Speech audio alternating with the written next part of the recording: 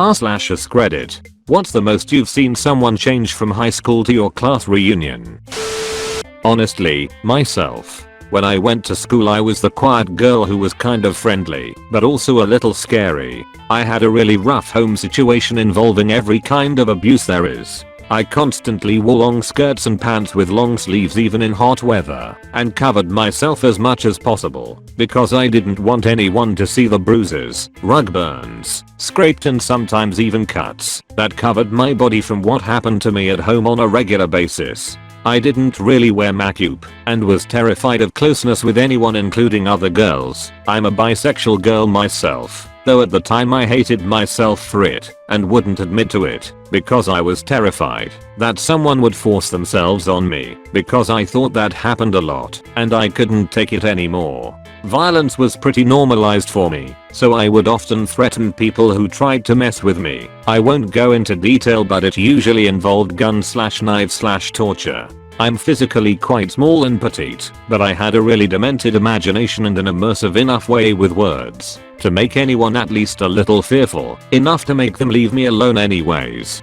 I was genuinely a dangerous person and was extremely unstable, but I was kind of binary. Anyone I didn't hate enough to want to hurt I was either scared of or just shy around, so I was very meek and quiet most of the time. 2 or 3 different guys over my high school years realized this and took advantage of me in one way or another. I moved around at least once per year, so there was no shortage of new people at each new school, which made my mental state dramatically worse. Eventually my mom got me on a program to go to a college for most of my classes, since my grades were impeccable, so I gradually faded from 1 or 2 college classes to an almost full college campus schedule by the time I graduated. In those classes no one gave a shit about me or talked to me, so I started to recover some emotionally. I eventually got away from the worst of my abusers at home, so I started expanding my wardrobe and wearing clothes that made me feel pretty. I started experimenting with makeup for things other than hiding busted lips and bruised eyes, and started to actually like myself some, physically. I met a few really important people, including a girl who I never got to date, but the mutual crush between the two of us and her openness and liberal mindset helped me reconcile my sexuality a bit. Eventually I got into therapy, got on some medication, found a boyfriend who didn't yell at me or hit me, and who never once made me feel bad for flinching when he held a hand up or having panic attacks once in a while that interrupt sex. He had been a huge part of my recovery, and I got an emotional support dog. So now I wear dresses and blouses and colorful clothes to school almost every day. I make friends and talk to people a lot in my classes, and I'm currently working through a lot of the self-destructive tendencies I've built up over the years, like self-harm or self-sabotaging. I'm pretty normal now, aside from the few scars I still have of my old life, though I don't have many. For some reason I almost never scar from anything, even when I've had injuries, so had I needed medical attention.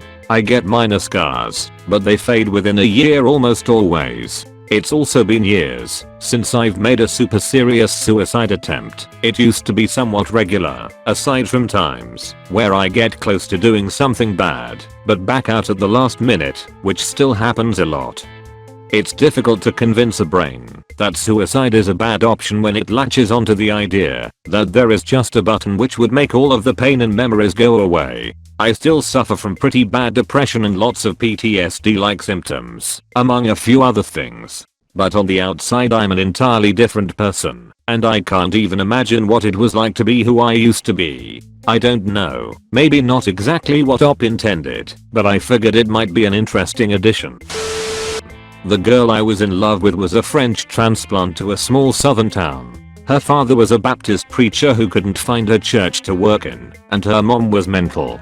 She was stunning, spoke 6 languages, was as smart as she was hilarious. She was kind too, very patient with people who weren't as smart as her. She never held herself above them, and was liked by many others as well. She was mostly quiet, walked to school, and almost never attended any after-school function. We spent our time together at the only coffee shop in town, getting to know each other over our senior year. Our last night together was a group camping trip out to a rice field with a giant river in the middle of it. Her and I went for a walk in the field and talked about our upcoming separation, different colleges and whatever else until a huge storm came out of nowhere. We ran for cover towards an abandoned 1920s bread truck. Someone had left a couch in it, so we cuddled up and watched the rain and the river churn past us in the dark as it climbed up and over its banks. One guy, legitimate child prodigy / genius type, in a super competitive STEM program. As in, most of us are in 11th grade doing calculus and he's about 12, having skipped a grade or two, and then is sitting in on a higher grade just for math class. His parents had a professor from a major university tutoring him after school, pushing him to do math competitions, the whole 9 yards. I don't think he got much of a say in it. It was what they'd been having him do since the age of 3 or so. His senior year, he'd had enough. He dropped out of the STEM magnet program and switched to the creative and performing arts magnet program. His physique was very much a computer programmer's more than a dancer, and he had zero experience with song and dance. He graduates, goes to a small private West Coast school instead of Harvard / Yale like his parents had planned, majors in musical theater. After a year or two, that changes to journalism. Takes a leave of absence from school 2 years in to convert to Mormonism. Did I mention his parents were hardcore atheists? Even though Mormons don't make converts do mission trips, he did a mission trip to India for longer than the usual mission. The last I'd heard from him, he was married and having lots of LDS kids somewhere on the West Coast. He's a fantastic guy, but if you'd asked me in 11th grade where I thought he'd end up, it would not have been anywhere close to failed musical theater major and Mormon missionary. I went to school with a guy from a very wealthy family. As in, his parents once bought 2 $10 million houses next to one another, just so they could knock them down and build a much larger house across the 2 blocks. This guy was more or less the epitome of never has to work a day in his life. Average grades in average classes, not particularly into sports, not at all nerdy, but not a jock. Just a guy who hung out with all the right people, threw some epic parties, but was not really outstanding in any way other than he was loaded. He was a nice guy most of the time, with no particular inclination to anything, and no indication of what would come. If anything, everything about him at school screamed the opposite of what happened. He and I shared a few classes together over an 8-year period, and I saw nothing which would indicate he was destined for anything but a standard rich kid life. He kind of dropped off the face of the earth after school and rocked up to our 10-year reunion looking completely different. He was taller and much bigger, as in stronger, built like a brick shithouse, and really fit. It turns out that he had left high school and earned a degree in strategic studies while training to be an officer in the SAS. He was in the army, in the SAS, for 8 years, and received some pretty serious decorations before leaving to head back to school and start a business. He now has a few master's degrees in a few different fields, everything from computer science to history. Nearly 10 years on from that, and he sold the cybersecurity firm he founded post-SAS for tens of millions of dollars, and has returned to government service as a senior diplomat and foreign policy advisor, all without touching a cent of his parents' millions. I would never have picked it. I'd have assumed his path would be something like a boring commerce/law degree and a career in the family business conglomerate, which he'd eventually take over. Fast cars and loose women. I mean, there's still hope for him yet. Kid who was popular and a solid dude. Dad bought him a really expensive sports car in high school. Wasn't really rich exactly, but dad thought this was important I guess. Showed up at 10-year reunion smelling like shit and drunk off of his ass. Had done nothing, but eventually in his early 20s gone into the military, but had basically gotten shin splints and been in VA 4 years and done nothing. I think he bounced out. His breath was horrible. Everyone was trying to get away from him. He had a relatively nice, if also drunk-ish, girl with him. At one point in the night the girlfriend followed my girlfriend into the single-person bathroom. She proceeded to ask to see my girlfriend's boobs. They were fake. And then before my girlfriend could react, she threw up everywhere. My girlfriend got her cleaned up, while she cried about how awful he was to her, and how she needed to get boobs. My girlfriend finally came out looking distraught, and asked me to help find this girl's boyfriend. We brought her over to him, and he was talking to a group of people who were, more or less, just kind of listening, but gossiping about him at the same time. His girlfriend went off, crying. He was telling her to stop. She pointed at my girlfriend and said something like, "Is this what you need me to be? Do I need big fake tits like all the girls you sit around masturbating to all day long? I can get ones just like hers. You'd probably still masturbate to other girls." The place was stunned. She ran off. He kind of laughed at her. My girlfriend was mortified. Lovely night. Later I saw him drive off in that car, which was falling apart. From day 1 of 6th grade to the final day of my senior year in high school, there was a guy with whom I was constantly rivaling. I was new to town in 6th grade and my first real friend just so happened to be his GF. So naturally, he wanted to fight me lol. We never fought, but there were many tense crossings. We both played basketball and our cliques would battle constantly. Also, anytime we passed in the halls, or in the lunchroom or during PE, nonsensical testosterone-filled bickering took place. Fast forward to 2 years after high school graduation. I'm sitting at a bar in downtown Minneapolis having a drink, while my buddies were off dancing. All of a sudden a guy sits down next to me and says, "Give me a tall MGD, and one more of these." He points to my CPT Coke.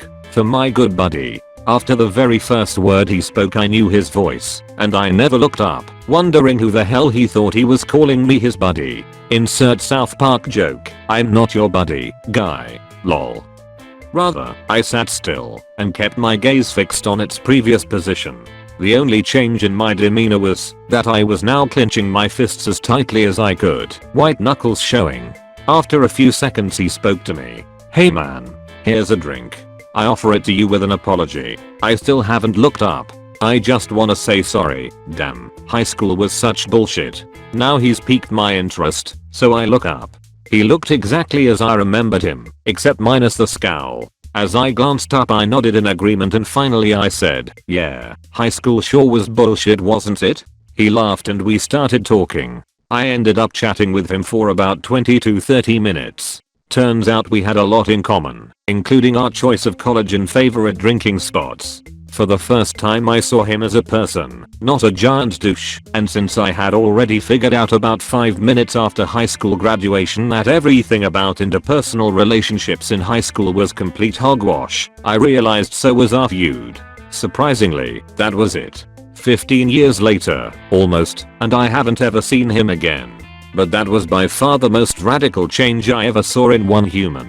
Not only in how they act or acted, but also the way I act, or acted around them. Every once in a while his name comes up, and I always tell everyone that we were cool, we'd buried that proverbial hatchet. I hope that anyone who is reading this, and might be having a similar school feud, will listen to these words. Absolutely none of that high school drama will matter after you get out there. As soon as you finish school, you finish having a constant need to impress random people for social status purposes.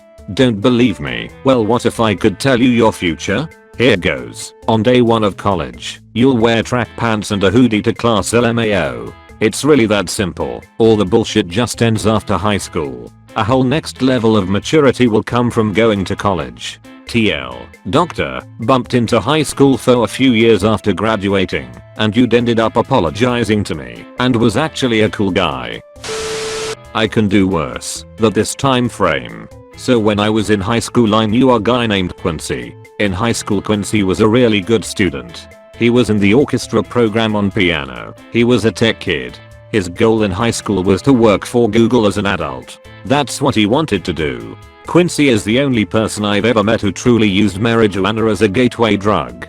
He tried it for the first time after high school. I think the problem was that his family was very strict, and so it just blew his mind that weed was even a thing. Both of his parents were teachers at the university in my town. He had essentially a full free ride to college, but he branched out too much from weed. It started with weed, then it went to hallucinogens. He did those for a while and you could see that he had a problem with moderation, essentially tripping his balls off all the time. One time I stood behind a Christmas tree and had a full argument with him, and he thought I was the angel on the top of the tree. He actually got mad at a tree decoration. It was pretty funny, but then he started to devolve into lesser drugs. He picked up nitrous oxide. He did that a lot, and while I enjoy the occasional nitro I could never attempt to keep up with the amount he did. Then he went from that to robber tripping. drinking cough syrup for fun, which to me sounds gross. These were the worst times that I saw. He would sit in a chair looking like he was going to throw up on himself for hours and days. After I stopped hanging out with him, Quincy got hard into pills. At one point he was so fucked up that he beat up a foreign exchange student that was his roommate because he thought the dude was breaking into his house. When the police arrested him, he was literally making the pew noise with finger guns at them while cradled beside his bed. He spent 4 months in the mental hospital in our town after this. From that point on, Quincy would spend his time between homelessness and jail. He got an inheritance from his grandmother when she died and spent every penny of it on drugs. During this entire process his parents absolutely turned their back on him. I can't blame them, but they didn't help. 2 years ago Quincy overdosed on painkillers and died. It was the second most depressing funeral I've been to. In the span of 4 years he went from dreaming of being a Google employee to being a dead drug addict. He is the example I use when I preach moderation. I'm not against drug use. I love drugs personally. I think DMT and MDMA are great drugs. But you have to understand the limitations. It's not hard to be smart with drugs. I've done heroin and I didn't get addicted. I did 2 hits of heroin in a day, felt questionable and decided I needed to not do it for 2 years. That's my limit. In about 8 months I'll be comfortable enough to do heroin for fun for a day again. Moderation is a learned habit. Quincy didn't have that habit, and it killed him. It's just crazy to me that a guy I once admired for intelligence turned into some who I hated for his life choices. It was such a shame when he died. Not someone else, but this is my story. I grew up in foster homes and orphanages in Orange County, California. During elementary school I went to multiple schools. In 4th grade that school year I went to 4 different schools. They finally did a basic knowledge test and realized I couldn't read well or do basic math. I tested at a 1st grade reading level and 2nd grade math level. I still remember that feeling of not having a real family and learning on my own. I was a ward of the state of California for 8 years. During those 8 years I was assaulted by foster families, homeless on the streets, lived in churches and abandoned homes. I frequently would have to eat ramen uncooked and sprinkle the seasonings on top of the raw ramen. I was granted custody to my aunt, who then decided that she didn't want kids and literally gave me to someone. The person she gave me to had kids as well, so she thought it would be a good environment. But I was beaten and assaulted on a daily basis. I didn't know who I could tell or how I could get out of the situation. I finally ran away and was homeless for a while until a church I went to called Human Services. My mother was granted custody of me when I was beginning high school. She initially lost custody of me due to being in prison for selling narcotics. After the initial monthly reviews from Human Services stopped, she and her boyfriend began selling drugs. After a few months I noticed kids from my high school and local college stopping by my house to hang out with me. I then became popular in school and everyone wanted to come and hang out at my house. In school I was known as the go-to guy to get stuff from, even though I have never done drugs or even partook in selling drugs. One day I had some friends over and we were watching Troy. What a great movie, and my front door is getting kicked in. I stand up and turn around to face a shotgun being held by the local police. Needless to say my life was still in pieces. My mother's boyfriend took the fall, so she was still able to somehow maintain custody of me. As stated earlier, I never received the proper guidance I needed for education. I was barely passing my classes with all C's and didn't know what I was going to do with my life. I knew how I want going to live my life and knew that if I had a family I wouldn't want to out them through this. After high school I tried to learn as much as I could about anything I could. I also worked on memorization techniques so that I could excel at whatever I chose to pursue. I enrolled at a local university and graduated with a BS in Business and Operations Management with a 3.2 GPA. I still had to take remedial classes in college because I never took them in high school and didn't score high enough to test out in university. I then continued into our MBA program where I graduated with honors. I have worked as a business consultant for a few Fortune 100 companies. Presently I'm managing a team at a Fortune 50 company and couldn't be happier. I have been happily married for 5 years and we have 2 kids that will never have to go through what I did as a child. I'm sure those people I went to high school with thought I wouldn't amount to much, but little did they know I utilize those experiences as fuel to drive my success. Thank you so much for watching. Please like and subscribe the channel.